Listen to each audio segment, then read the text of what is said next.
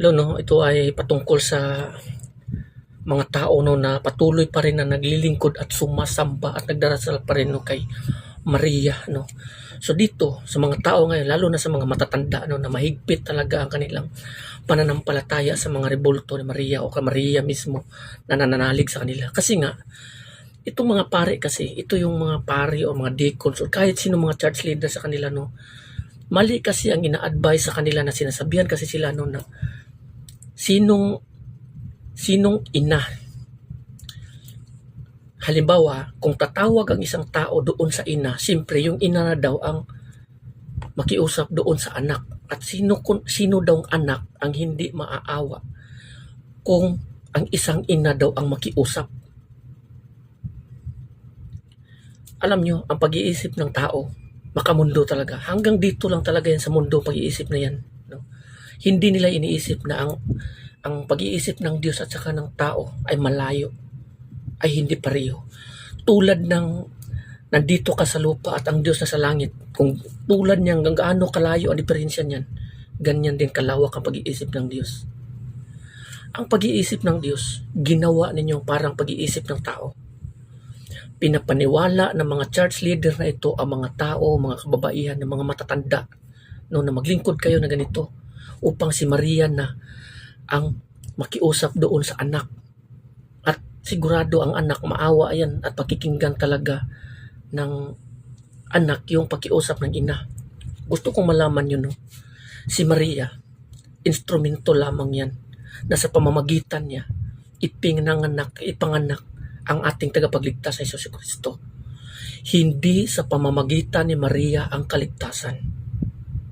Subukan yung maglingkod kay Maria, 100% yan. Diri-diritso talaga kayo sa impyerno. No one can serve two master, God and idolatry image. No shall inherit the kingdom of God. No one. Idolatry po yan.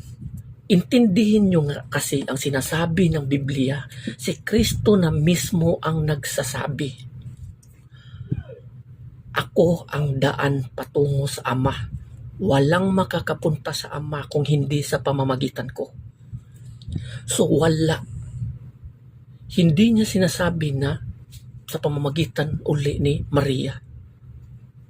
Yung iniisip nyo, maniwala kayo sa akin, sinayang nyo lang talaga yung buhay nyo no, ng mga tao no, na patuloy pa rin nananampalataya at nagdi-devotion, nananalig, sumasamba, lumuluhod, nagdarasal sa mga imahe na yan, kay Maria na yan. Wala kaming galit dyan. Galit lang kami. Galit lang yung mga taong dyan. Kasi nga, ang paniniwala nyo, demonic. Hindi galit ang mga religious na mga tao sa mga kay Maria. Hindi. Galit ang mga religious na mga tao sa inyo. Kasi nga, iba ang pinaglingkuran nyo. Gaya ng sinabi ko, ang impyerno, basurahan niya ng mga taong walang kwenta. Diyan patungo ang mga taong sumasamba kay Maria. Sumasamba sa mga santo, sa mga rebulto. Kung hindi mo buksan yung isip mo at buksan yung mata mo, hindi ka talaga makakapasok sa karya ng Diyos. Sinabi na yan ng ating Panginoon dito. Sinabi na yan ng ating Panginoon na ang lahat ng mga tao na nakakarinig sa salita ng Diyos, ngunit hindi sila namumuhay dito at hindi nila sinusunod kung ano ang sinasabi sa kasulatan, ay hindi talaga sila makakatanggap sa pahinga na isinaad, na ibibigay ng Panginoon sa mga taong tunay na naglilingkod sa Kanya. Si Kristo na mismo ang nagsasabi, I am the resurrection and the life. I am the door, I am the shepherd. Noon, sa panahon na yon ng mga apostolis, hindi mo maririnig sa kanilang labi na ipinangaral nila si Maria, na sa pamamagitan ni Maria maliligtas kayo. Lumipas na ang ilang taon, mangmang at hangal pa rin ang mga pare at mga tao naglilingkod sa mga ganyan at sumusunod sa kanilang mga relihiyon. Kung hindi kayo magsikap na umalis sa daan na tinatahak nyo, marami talaga kayo. Isipin mo ang buhay mo, ang sarili mo. Huwag mong gawing isa sa mga panggatong sa apoy pagdating ng araw. Kasi diyan talaga ang patutunguhan ng bawat tao. Bawat tao na hindi kumikilala sa Panginoon, hindi namumuhay sa kalooban ng Diyos. Ang kalooban ng Diyos Ama ay ito, na ang lahat ng tao ay dapat maglingkod, mananalig, mananampalataya sa ating Panginoong Hesukristo.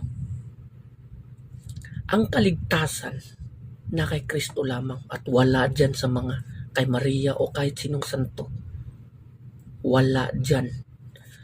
Ang kasulatan mismo ang nagsasabi, ang dating tao na katulad lamang nila noon, na palakad-lakad lang dito sa mundong ito, ngayon sinasamba na nila. Yang mga tao na yan, gawa din yan sa lupa. Gusto kong malaman nyo ang sinabi sa kasulatan. Jesus is the same yesterday, today, and forever. God is the same yesterday, today, and forever. From everlasting to everlasting. Ang Diyos walang simula at walang katapusan. Pag sinabing walang simula, paano mo nasasabi na ang Diyos ay may ina? Si Kristo mismo, si Maria mismo, ang ginamit na sa pamamagitan niya, iluwal ang tagapagligtas ng mundong ito. Hindi yan nangangahulog ka na sambahin mo ang babaeng yan. Kahit nga si Kristo, hindi nga tinawag niya yung mama, mother, kundi ang tawag niya sa kanya, ginang. Ginang, hindi pa papanahon ko. Ang pag-iisip ng mga tao na ganitong klaseng mga pangaral nila noon, na sinong anak na hindi susunod sa pakiusap ng ina. Ginawa niyo ang pag-iisip ng Diyos ay tulad ng pag-iisip ng tao. Kung ganyan ang pag-iisip niyo, maniwala kayo sa akin, ihanda niyo ang inyong kaluluwa pagdating ng araw. Kasi ang naghihintay sa inyo, apoy talaga na naglagablab, at doon magnanangis ang bawat isa. Kasi wala kayong kaalaman wala kayong kaalam Ang kasulatan, ang Biblia, andyan na. Hindi nyo lang sinusunod.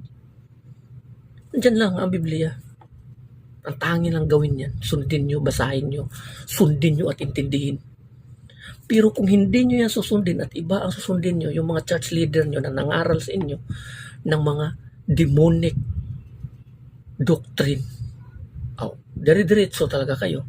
Walang tao na sumasamba kay Maria sa mga santo o anito o kahit sinong mga imahe o tao na makakapasok sa kaharian ng Diyos.